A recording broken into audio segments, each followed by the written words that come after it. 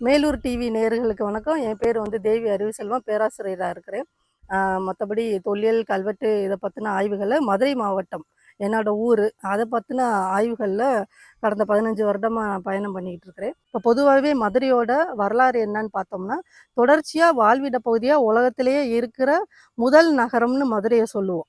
அதற்கு முக்கிய ஆதாரமா இந்த குன்னங்குடிப்பட்டியில மலையாண்டி கோயில் மலைக்கு கீழ நம்மளுக்கு ஒரு ஆதாரம் வந்து கிடைச்சிருக்கு. என்னன்னம்னா, கல் ஆயுதம்ன்ட்டு சொல்லுவோம். கற்களை பயன்படுத்தி மனிதர் வந்து வாழ்ந்த இடம். அதாவது கல்ல வச்சு தீ மூட்டுவாங்க இல்லையா? தொல்குடி மனிதர்கள். ஒரு நாடோடி வாழ்க்கை வாழ்ந்த அந்த தொல்குடி மனிதர். அவங்க பயன்படுத்தின கல் ஆயுதங்கள் வந்து இங்க நம்ம கண்டுபிடிச்சிருக்கிறோம். அது பார்த்தோம்னா, தொல்லியல் அறிஞர் சாந்தலிங்கம் ஐயா வந்து 10,000 வருடத்துக்கு முன்பானது அப்படின்னு சொல்லியிருக்காரு. அப்படி பார்க்கும்போது, இந்த மேலூர் பகுதியில இருக்கிற இந்த குன்னங்குடி பட்டி ஈமக்காட்டுல வந்துட்டு அந்த கல்லாயுதம் கிடைச்சிருக்குங்கும்போது, மதுரையோட வரலாறு 10,000 வருடங்களுக்கு முற்பட்டது அப்படின்ட்டு நம்மளுக்கு உறுதியா தெரிய வந்துருச்சு. இப்ப மதுரையோட பண்பாடு, வரலாறு அப்படின்னு இந்த பகுதியில நம்ம பார்க்கும்போது, ஆ என்ன வழிபாடு இருந்திருக்கும் அப்படின்னோம்னா, முன்னோர் வழிபாடு தான் நம்ம வந்து பயணம் பண்ணியிருக்கிறோம். முன்னோர் வழிபாடுங்கிறது நம்மளுக்கு முன்னாடி இறந்தவங்கள, ஒரு தாத்தா, பாட்டி, அப்புறம் அப்பா, அம்மா அவங்களோட வழிபாட தான் நம்ம தெய்வமா வழிபாடு செஞ்சிருக்கிறோம்.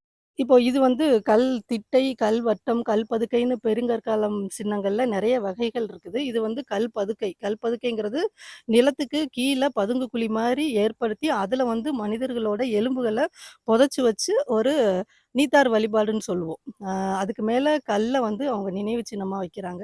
இந்த கல்கள பார்த்து அவங்க பெரிய தலைவர்களா அப்படிங்கிறது இந்த கல்லோட வகைகள வச்சு நம்ம சொல்லலாம். இது வந்து பெரிய பெரிய அளவு கல்களா இருக்கிறதுனால, இது இந்த பகுதியோட ஒரு குழு தலைவரா இருக்கிறதுக்கு வாய்ப்பு இருக்கு. இந்த இத பார்த்தோம்னா, கல் பதுக்கையில 3 அறை வந்து இருக்குது. ஒரு இதுல வந்து அந்த மனிதரோட எலும்புகள புதைச்சிருப்பாங்க. இல்ல முழு உடலையும் புதைச்சிருப்பாங்க. 2வதுல அவர் பயன்படுத்தின பொருள்கள புதைச்சிருப்பாங்க. இன்னொன்னு அதே மாதிரி அவங்க பயன்படுத்தின வேறு பொருள்கள அவங்களோட ஆயுதங்கள் அதெல்லாம் வந்து புதைச்சு வச்சிருப்பாங்க. ஆக 3 அறை மாரி இந்த பதுக்கை வந்து காட்டப்பட்டிருக்கு. இதுக்கப்புறம் தான் வீடுங்கிற அமைப்பு இத வச்சு தான் வருது. இப்ப பார்க்குறது 13ஆம் நூற்றாண்டை சேர்ந்த முத்தலை சூலம். இது வந்து சிவன் கோயிலுக்கு கொடுக்கப்பட்ட நிலத்தோட எல்லைக்கல்லு. ஒரு கல் இருக்கு. இதே மாதிரி 3 கல் இந்த பகுதியில இருக்கும். இது சிவன் கோயிலுக்குங்கிறதுனால இந்த பகுதி பக்கத்துல திருச்சுனை இருக்கு. அந்த கோயிலுக்கு வந்து இந்த இடத்த குடுத்ததுக்கான வாய்ப்பு இருக்கலாம். கல் திட்டை, கல்வட்டம், கல் பதுக்கை, கல் குவியல்னு சொல்லிட்டு நெறைய இருக்குது. இது என்னன்னா, ஒருத்தவங்க வந்து இறந்துட்டாங்கங்கும்போது நம்ம தமிழ் சமூகத்துல, அவங்கள வந்து புதைச்சுட்டு அதுக்கு மேல ஒரு கல்ல வந்து அடையாளப்படுத்தி வைப்பாங்க. அந்த கல்லோட அளவ பொறுத்து குறுந்தலைவர்களா, பெரியவங்களாங்கிறது இது தொடர்ந்து நடந்துகிட்டே இருக்குது இப்போ வரைக்கும். அந்த மாதிரி இந்த பகுதியில கல்திட்டை, கல்வட்டம்னு ஏகப்பட்ட நினைவு சின்னங்கள் இருக்கு. இதெல்லாம் வந்து நம்ம ஆய்வு செஞ்சு பார்க்கும்போது 5000 வருடங்களுக்கு முற்பட்ட பெருங்கற்காலம் அந்த காலத்தை சேர்ந்தது அப்படின்ட்டு உறுதி செஞ்சிருக்கிறாங்க. போக இங்க வந்து ஒரு கல் ஆயுதமும் கிடைச்சிருக்கு. சில கல் ஆயுதங்கள். அதையும் வந்துமே 10,000 வருடங்களுக்கு முன்பான ஒரு கல் ஆயுதம் அப்படின்னும் நிரூபிச்சிருக்கிறாங்க.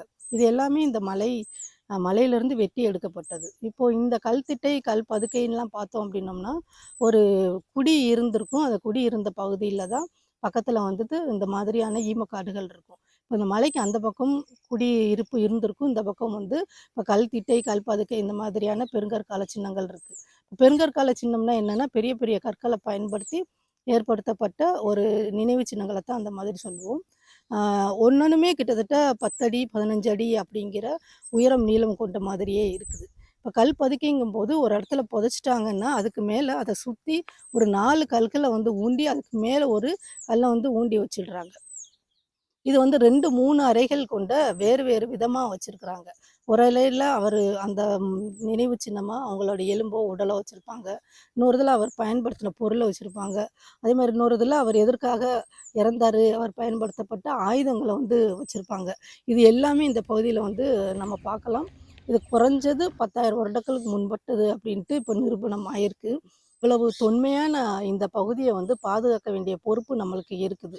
5000 வருடங்கள் தொன்மையான இந்த பெருங்கற்கால சின்னத்த உங்க முன்னோர்கள் வந்து இத்தன வருஷமா பாதுகாத்துருக்காங்க. ஆய்வு செஞ்சு பார்க்கும்போது ஒரு 30, 40 வருடங்கள்ல இது வந்து சேதப்படுத்தப்பட்டிருக்கு அப்படிங்கிறது தெரிய வருது. நம்ம தமிழ் சமூகத்தோட இந்த பகுதியோட வரலாறு நிலைநிறுத்தப்படணும்னா, எஞ்சி இருக்கிற இந்த தொன்மையான சின்னங்கள பாதுகாக்க வேண்டிய பொறுப்பு உங்கள் பகுதி மக்களுக்கு இருக்கு. அதாவது இது வந்து உங்கள் சொத்து. நீங்க தான் காப்பாத்தணும். அப்படிங்கும்போது பொறுப்பு உங்களுக்கு அதிகமா இருக்குது. அப்படி இத பாதுகாக்கிற பொழுது தான் நம்மளுக்கு வரலாறு வந்து நிலை நிக்கும் அப்படிங்கிறத உங்களோட கேட்டுக்கிட்டு முடிச்சுக்கிறேன். நன்றி.